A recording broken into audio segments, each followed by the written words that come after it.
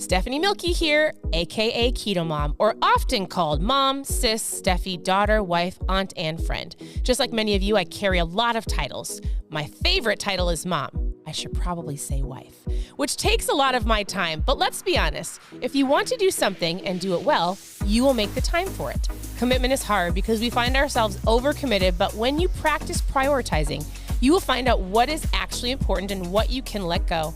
With the KetoMOM podcast, you will learn together how to manage our time, commit to the most important things in life, and I will equip you with the tools you need to feel qualified each step of the way.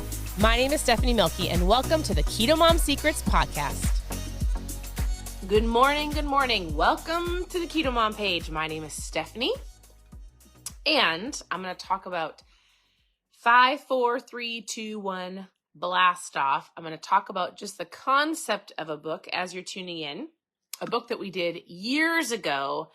And honestly, it kind of goes along with eating that frog, but it's something that if you just have the awareness around the 5-second rule, it can help you in so many different areas of your life. So as you're tuning in, tell me where you're tuning in from. Good morning here in Minnesota. Yesterday, it was warm and sunny. Today looks a little chilly, but it's fine. It's probably going to rain today. It's not a big deal. Tell me where you're tuning in from, and happy Friday if you're listening to or watching this live.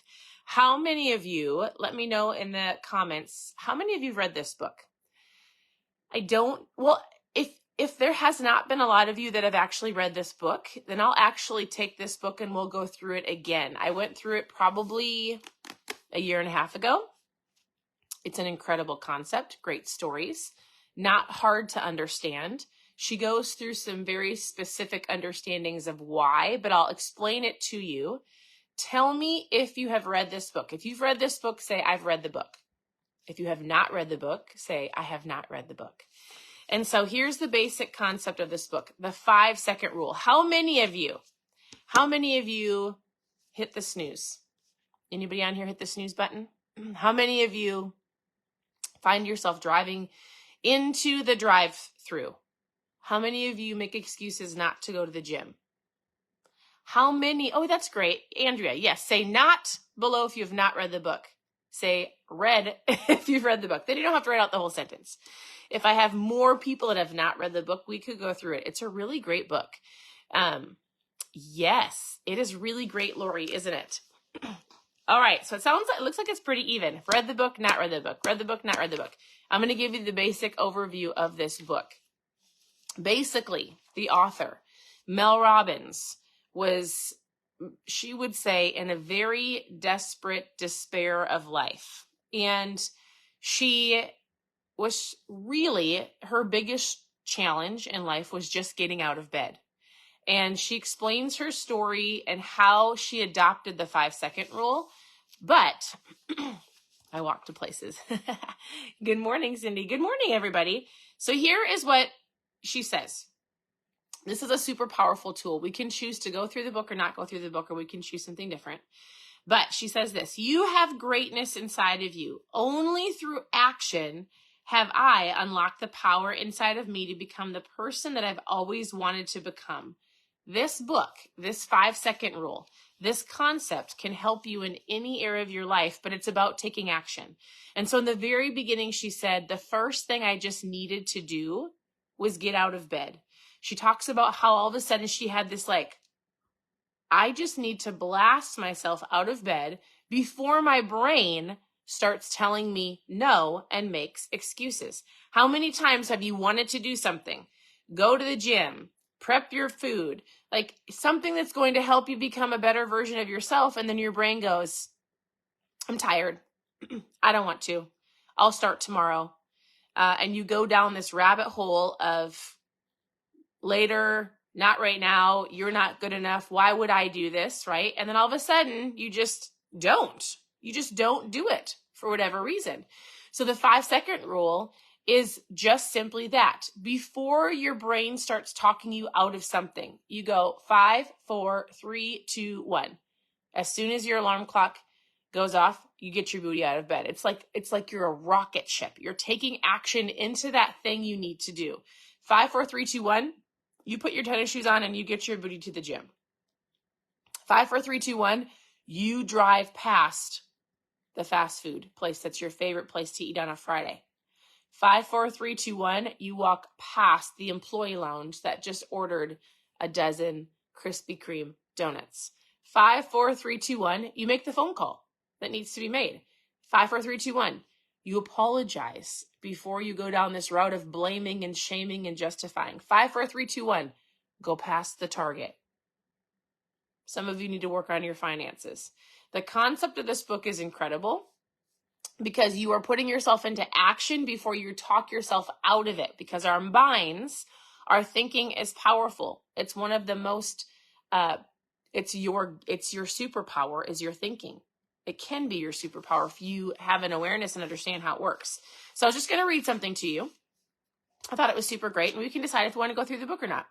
So she says, she was lying in bed. She goes, usually she would tell herself, tomorrow I will change. Tomorrow I will wake up early. Tomorrow I will have a better attitude and I'll try harder.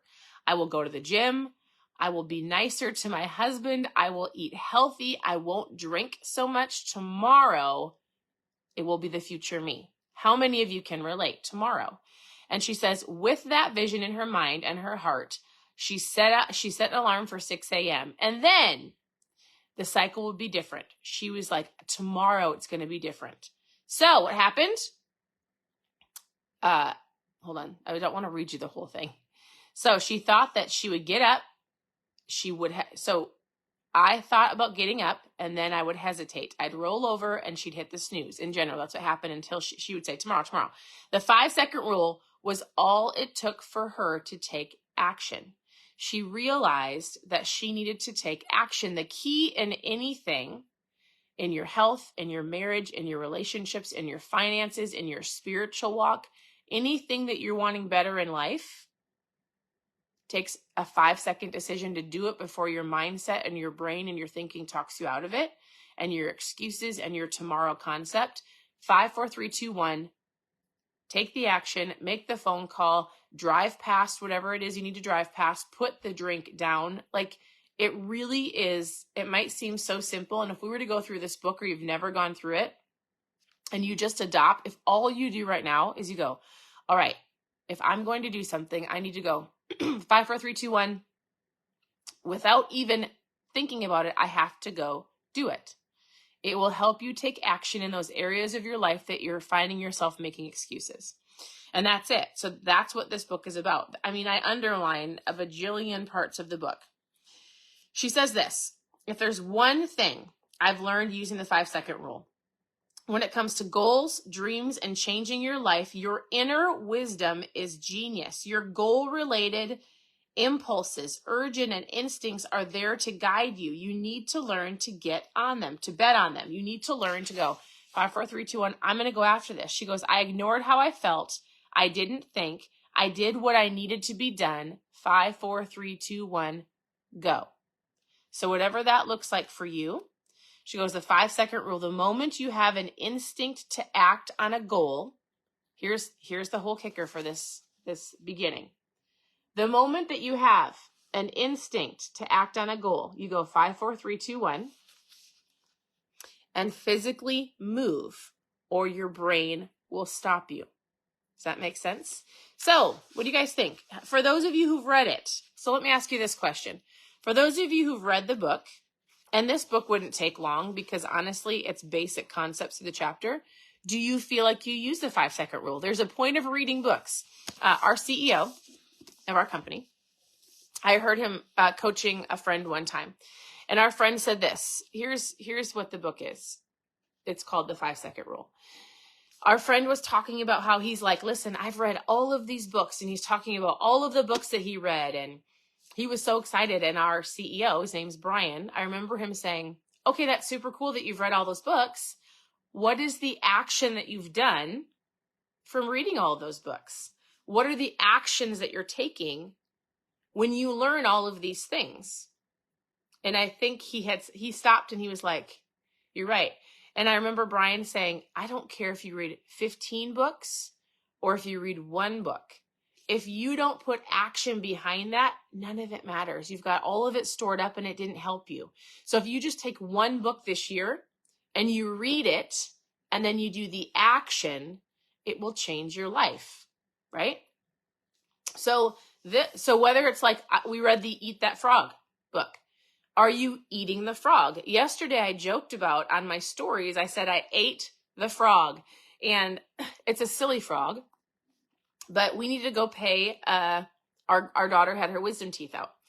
And I, for whatever reason, couldn't get it to work online. The lady that helped me with the billing wasn't super nice.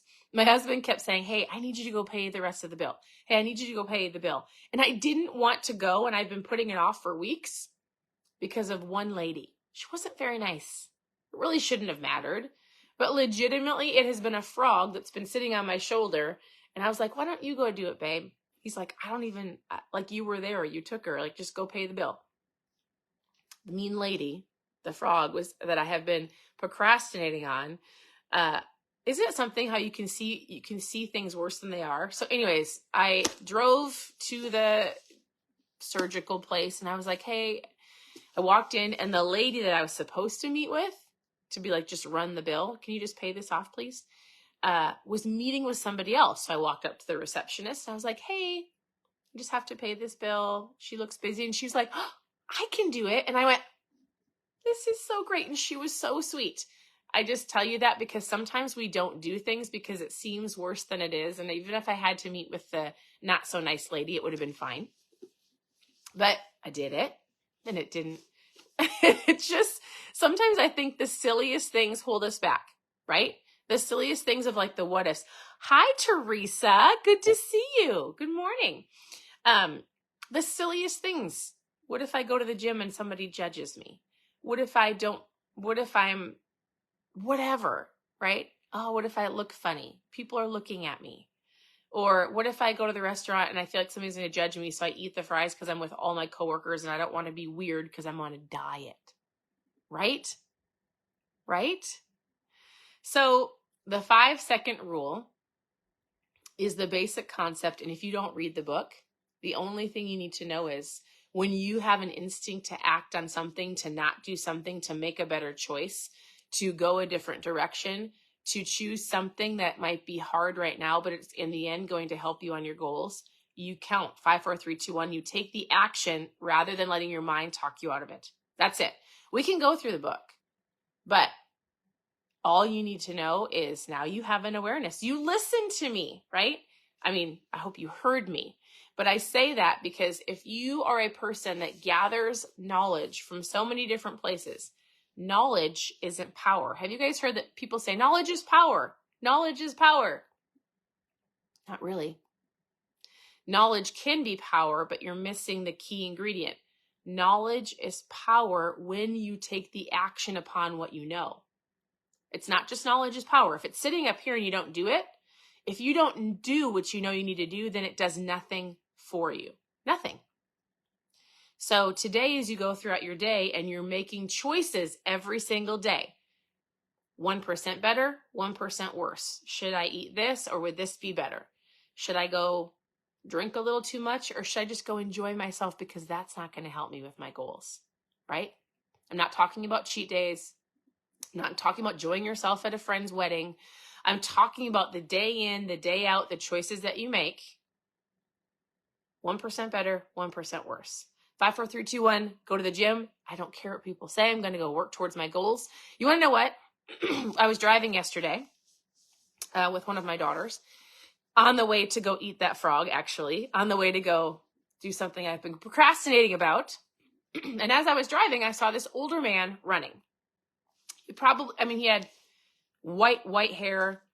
I would say I'm not saying this meanly, but like his appearance, he was a little overweight. Excuse me. Where's my drink? And I told Emery, our daughter, I said, man, you want to know what I love? I love seeing people going after goals when they, like, I looked at that man as I was driving by him and I was like, good job. Like, good job for getting out there, even though you might be tired. Maybe you could easily use your age as a factor of like, I'm just going to settle. He was a little overweight, which running to me I mean, I'm not overweight, but I will tell you, when I start running, my mind will say, you need to stop. And he was running pretty fast. And I was like, I think that's so amazing to see people who are on the pursuit of better. And he just was out running the best that he could with a pretty big, I would say gut. I don't know how else to say it. But I'm saying it was so cool to see him do that because he didn't appear to care what other people thought. He wasn't waiting until he was in better shape to go outside and run where other people could see him. He was on a journey. Now, I don't know his story, but in my head, he was like, I'm going to lose some weight. Hey, I'm not too old. Hey, I'm going to do the best that I can. And he was outside running. I was like, that is so cool. That inspires me. So if you think people are judging you because of the way that you look, I think more people are inspired to see people going after their dreams. Even if they don't tell you, you inspire somebody by becoming the better version of you. Because when you do that, it makes other people go, huh, if they can do it, I can do it. And I'm going to tell you one more thing. And there are people, so you're going to have a group of people that you're going to inspire. Whether they tell you that or not, that man has no idea. I don't even know who he is. That I thought these thoughts about him. Like, good job. You're amazing. Like, that's so awesome. If you can run, I should be able to run. Wow. You're probably in your 60s, if not a little bit older. I don't mean that to be old. I'm 40. Numbers can work for you or against you. So all I want to say is you're going to have people that you never know, but you inspire them because you're working towards a better version of you. And then you might have people that might tell you what they think. And I'm going to tell you something. Even if it's a couple people. So for example, I had a really great conversation with a lady on here, and I won't say her name. And she's like, I actually would love to share more. I would love to share with people how I've done on my health journey because she's doing amazing. But you want to know why she doesn't? Because there's two people in her life, close people. You could even say family members that give her a hard time every time she chooses healthy food, every time that she talks about how much weight she's lost, every time she talks about how great she feels. There's two people that put up their nose and make her feel less than. First of all, shame on them.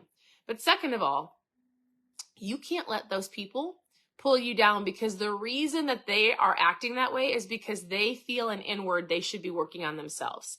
It's making them feel bad because they aren't working on their health. It has nothing to do with that person and everything to do with their own self-doubt. And you might have that. So if you stop doing something because there's two loud voices versus you might not hear the people that are inspired, right? But isn't it interesting how there only might be one or two people that bark in your ear, but they seem the loudest, which might make you stop doing the things that you want to do. You've got to go, all right, I care about these people. They might not be on board with me, but I'm doing it to be a better person for them.